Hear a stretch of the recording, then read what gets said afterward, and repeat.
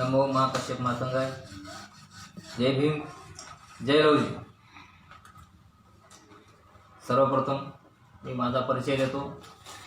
मी Satish Hanumant Kamble, Indian democratic Samresh Maharashtra राज्य अध्यक्ष व तसेच आज वर्तमानमध्ये मातंग समाज, डिप्रेस क्लासेस, मागास वर्ग यामध्ये गणले गेलेला समाज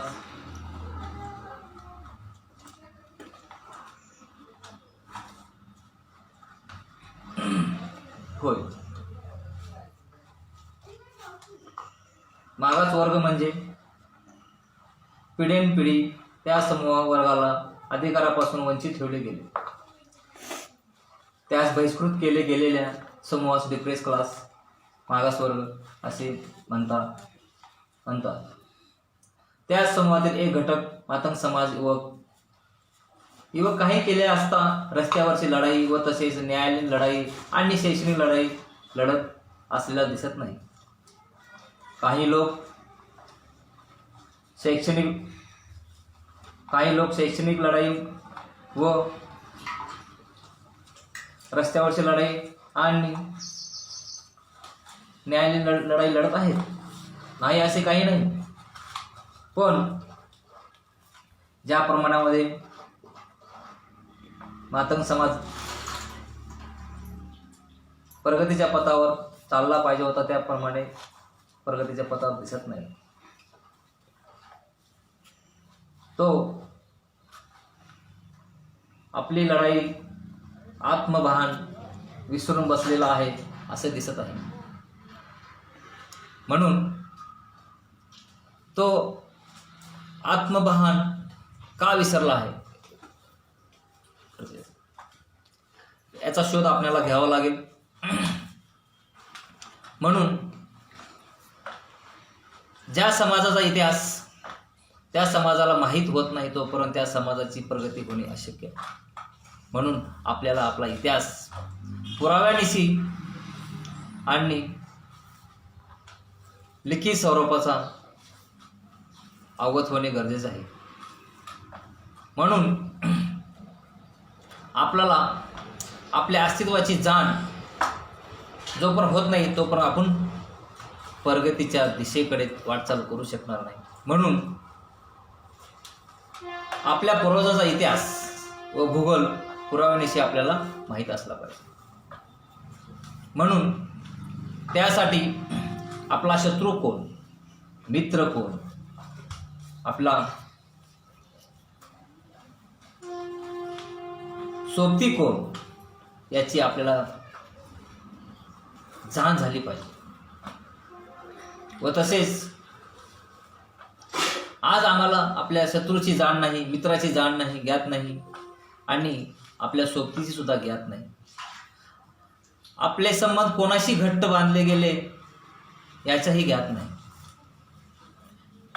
अशी अनेक कारणामुळे आज आम्हाला शोषणकारी घटक कोणते याचीही ज्ञात नाही.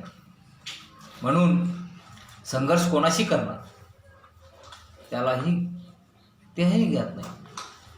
असे अनेक प्रश्न आहेत. ते प्रश्न आम्हाला भेडसावत आहेत. त्या प्रश्नाचे उत्तर एकच असेल, ते म्हणजे आमचा पूर्वजांनिशी असलेला इतिहास. जोपर्यंत इतिहासाची आम्हाला ओळख होणार नाही, आम्ही कोण आहोत, आमचं अस्तित्व काय आहे, आमचे पूर्वज कोण होते, त्यांचे संमत कोणाशी घट्ट होते, जोपर्यंत आम्हाला त्याची ज्ञान होणार नाही तोपर्यंत आम्ही प्रगती करू शकणार नाही. म्हणून आम्हाला आमच्या पूर्वजाचा इतिहास पुराव्यानिशी समाज बांधवासमोर प्रसार केला पाहिजे.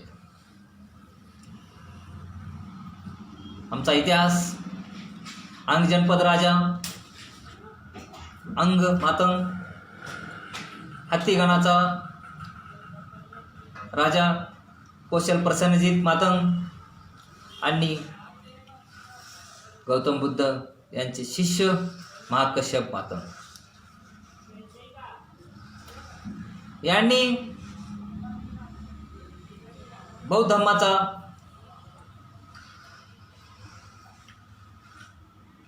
अनुयायी झाले तर झाले, भारतात नव्हे भारताच्या बाहेर सुद्धा त्यांनी बौद्ध धर्माचा प्रसार केला. हा प्रसार करून ते थांबले नाही, तर या बौद्ध धर्माच्या ज्ञानाने त्यांनी इथल्या छोटमोठे राज्य, गणराज्य, जनपद यांना एक संघ केले आणि एक राष्ट्राची नीव टाकली गेली. एक राष्ट्र केलं गेलं, एक संघ केलं गेलं ह्या लोकांना आणि हे राष्ट्राची त्या नीव टाकली गेली आणि राष्ट्राचं नाव जम्बूद्वीप हे नाव त्यावेळेस त्यांनी उदयास आलं आणि बौद्ध धर्माच्या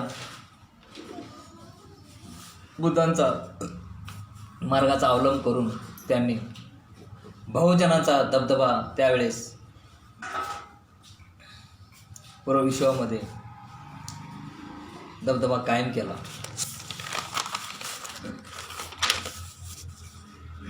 आज वर्तमानमध्ये मागास वर्ग, डिप्रेस क्लासेस म्हणजे मागास वर्ग, आमचा इतिहास पाहिला जर वर्तमानमध्ये,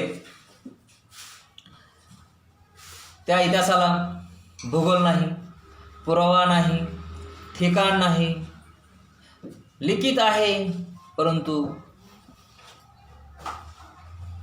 दृश्य स्वरूपाचा, पुतळ्या स्वरूपाचा किंवा ठिकाण स्वरूपाचा आम्हाला पुराव्यानिशी मिळत नाही. दुसरे, आमचे संबंध ब्राह्मण धर्माशी घट्ट केले गेले. आमची जीवनमान पद्धत याचा पुरावा नाही आणि आज आम्हाला आमची आयडेंटिटी आहे शूद्र, अस्पृश्य, दलित, वंचित, शोषित, पीडित इत्यादी ही आमची आयडेंटिटी आहे. भूतकाळामध्ये आमची आयडेंटिटी मूळ निवासी, क्षेत्रीय, इंडियनीज, इंडस व्हॅली म्हणजे सिंधू घाटी नदीच्या किनाऱ्यालगत राहत असलेले लोक, शर्मन संस्कृती जीवनमान पद्धत जगत असलेले लोक, शर्मनी लोक यांना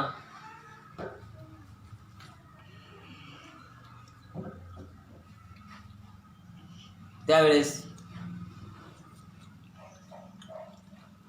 मूळ निवासी, क्षेत्रीय, बहुजन ही आमची आयडेंटिटी होती.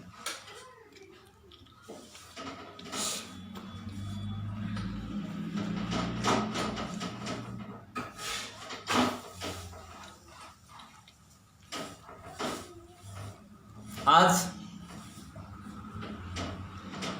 आमची आयडेंटिटी मूळ निवासी, वंचित, क्षेत्रीय, पीडित,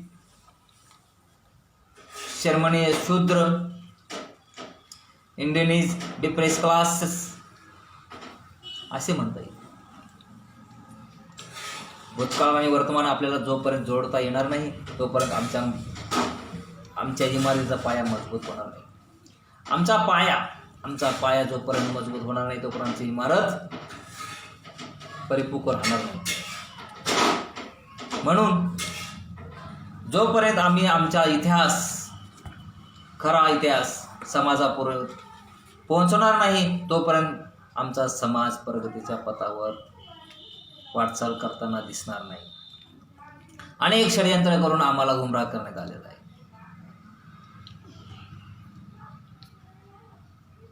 आम्ही आमचा इतिहास पाहायला आमचा बांधव तयार नाही. आमचा भूतकाळाकडे तो जायला तयार नाही. वर्तमानमध्ये जे काय आहे ते सावडून आम्ही पुढे निघालेलो आहोत.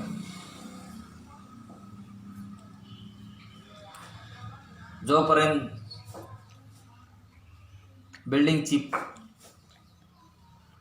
बिल्डिंग बनवताना जो पाया खोदला जातो, तो पाया जोपर्यंत खाली दगड लागत नाही तोपर्यंत तो जमीन पोखरली जाते. ज्यावेळेस दगड लागते त्यावेळेस ते पोखरणे थांबवले जाते आणि तिथून त्या बिल्डिंगचा पाया दगड टाकून किंवा कॉन्क्रीट करून तिथून त्याची पाया मजबूत करणं चालू होतं आणि तिथून पुढे वरती इमारत बांधली जाते आणि तेव्हा ती इमारत परिपूर्ण होते. आमच्या इमारतीचा पाया माती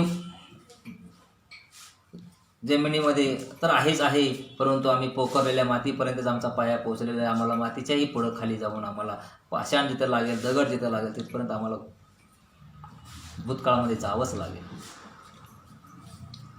आणि आम्हाला ज्यावेळेस आम्ही आमच्या भूतकाळापर्यंत आमच्या पूर्वजापर्यंत पोहोचू तेव्हापासूनच आम्ही आमच्या पुढील वाटचालीला सुरुवात करता येईल. तीच आमची आयडेंटिटी. ही आयडेंटिटी समाजाला जेव्हा आपण पोहोचू, समाजापर्यंत तिथे आपण त्यांचा इतिहास सांगू, त्यांचा मार्ग सांगू, त्यांचं शौर्य सांगू, त्यांचं जीवनमान पद्धत सांगू, त्यांनी केलेले राज्य सांगू, त्यांनी घेतलेला धम्म सांगू, त्यांनी घेतलेलं ज्ञान सांगू, तोपर्यंत आम्ही आमचा बांधवाला पेटून उठवण्यासाठी त्याला त्याची अस्मिता, त्याचा जीवनमान पद्धत जगण्याची तो प्रगतीच्या वाटचालीकडे जात असलेला दिसणार नाही. कारण आज उदाहरण पाहिलं, आपल्या घरामध्ये जो मोठा व्यक्ती असेल तो जसा वागत असेल, जसा राहत असेल, त्याचंच अनुकरण त्याच्या लहान व्यक्ती करत असतो. तसंच आहे, आपले पूर्वज जसे होते तसंच आपण बनणार. पण आम्हाला आमच्या पूर्वज सांगितला गेलेला नाही आणि सांगितला जातही नाही. म्हणून आमच्या बांधवांनी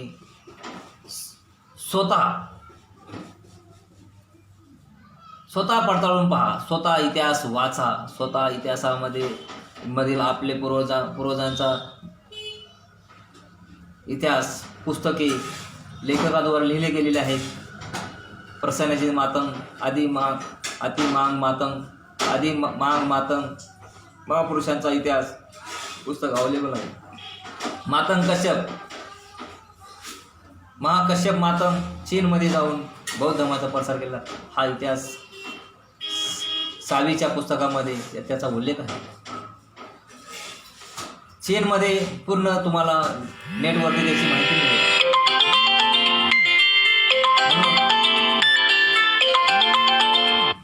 म्हणून बांधवांनो, स्वयंप्रकाशित व्हा. शिक्षणाने आणि तुमच्या कर्तृत्वाने अपदीप भव. तसं तुम्ही स्वतः पडताळून पहा, स्वतः निरखून पहा, वाचा, डोळ्याने पहा आणि मग विश्वास ठेवा. आणि विज्ञान आपले पूर्वज विज्ञानवादी होते आणि विज्ञानवादी मार्गाने त्यांचं जीवन व्यतीत केलं. आणि विज्ञानवादी मार्ग म्हणजेच बौद्ध धम्म मार्ग त्यांनी अवलंबला आणि त्या मार्गाने, त्या ज्ञानाने, त्या आचरणाने, त्याच मार्गाने त्यांनी राज्यही केलं आणि भारत देशाला जम्बूद्वीप म्हणून एक छोटे मोठे एक करून राष्ट्रनिर्मिती केली आणि राज्य केलं. आणि तेच पुढं त्यांनी आम्हाला जो वसा दिला तो वसा आमच्यापर्यंत पोचला नाही. पण आता तुम्ही बांधवांनो, हा वसा घ्यायचा आहे आणि त्या वसा घेऊन तुम्हाला पुढं आपलं प्रगतीच्या वाटेकडे आपली वाटचाल करायची आहे.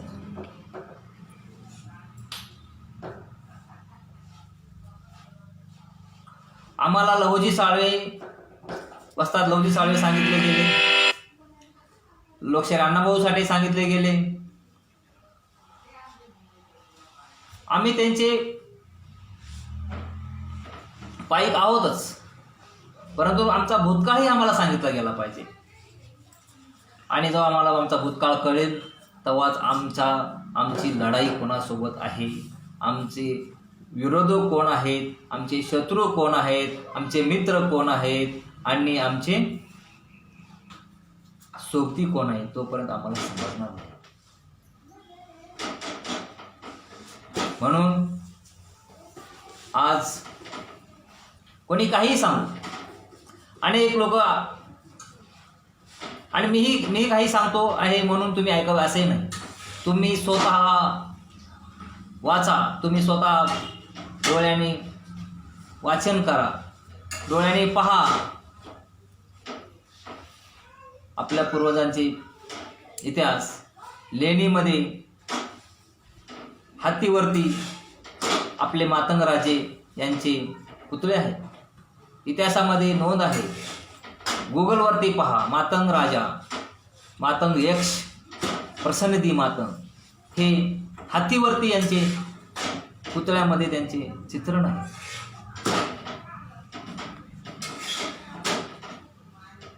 पाली भाषेमध्ये, पाली वाडेमयामध्ये, बौद्धांच्या ग्रंथामध्ये, त्रिपिटकामध्ये आमच्या पूर्वजांचा नावानिशी उल्लेख आहे.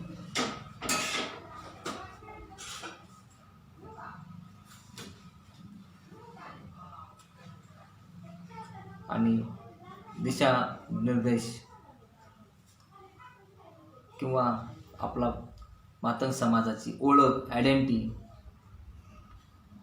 जर असेल तर ती म्हणजे आपल्या पूर्वजांची जी आयडेंटिटी असेल ती आमची आयडेंटिटी आहे. आम्ही शर्मनीय संस्कृतीमध्ये जीवनमान पद्धत जगत असलेले लोक, मूळ निवासी क्षेत्रीय इंडियनीज आहोत. शूद्र, अस्पृश्य, शोषित, पीडित, दलित ही आमची आयडेंटिटी नव्हती. आमची आयडेंटिटी ही आम्हाला देण्यात आली. आम्हाला आमच्या अधिकारापासून वंचित ठेवण्यात आलं. आम्हाला पिढ्यानपिढ्या आमच्या अधिकारापासून वंचित ठेवून आम्हाला विकासापासून अलिप्त ठेवण्यात आलं. म्हणून बांधवांनो, हे व्यवस्था ओळखून आणि अजूनही आपण पिढ्यानपिढ्या आम्हाला कसं ह्याच व्यवस्थेमध्ये जखडून कसं ठेवता येईल असे अनेक जण प्रयत्न करत आहेत. वेळीच ओळखा आणि ओळखून आपला शत्रू कोण आहे आणि मित्र कोण आहे ओळखून, आणि सोबती कोण आहे ओळखून, एक संघ होऊन रस्त्यावरची लढाई, न्यायालयीन लढाई आणि शैक्षणिक लढाई लढण्यासाठी मातंग समाजाने पुढं आलं पाहिजे आणि स्वाभिमानाने जगलं पाहिजे. एवढंच मी बोलून माझी 2 शब्द संपवतो. नमो महाकश्यप मातंगाय. जय भीम, जय लौजी.